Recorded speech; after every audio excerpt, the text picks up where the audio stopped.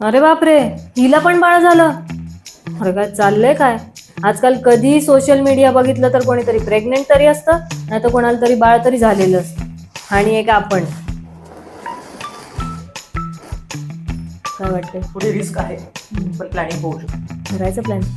चल डिटेल मध्ये करू. पैसा वेळ मॅनेज होईल, पण आपण मेंटली प्रिपेअर्ड आहोत का?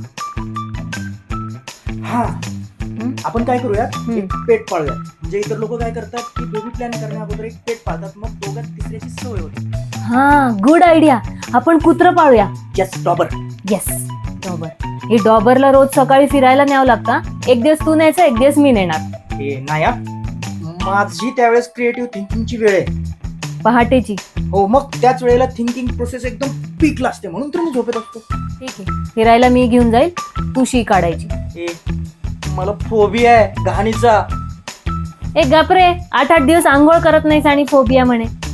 यार सूर्य, असं नाही जमणार यार. सगळं जर मी करायचंय तर कसं काय शक्य होणार आहे. तसं पण आपल्याला दोघांशिवाय दुसरं कोणी घरात असण्याची सवयच राहिली नाहीये. मला नाही वाटत आपल्याला काही होणार आहे. जाऊ दे यार.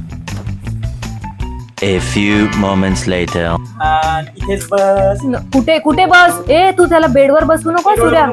सूर्या सूर्या, तो शी करेल रे बेडवर. ऐक माझं. सरप्राईज. डोळे उघडा. हे काय? हे भारी आहे ना. अरे काय भारी. हे बघ, याला बाहेर फिरायला न्यायची गरज पण नाही, हाशी पण करत नाही, आणि शिवाय आपल्याला दोघात तिसरा असल्याची फिलिंग पण देणार. भारी आयडिया ना. अगं हे आंबरे, अगं बघ भारी आहे.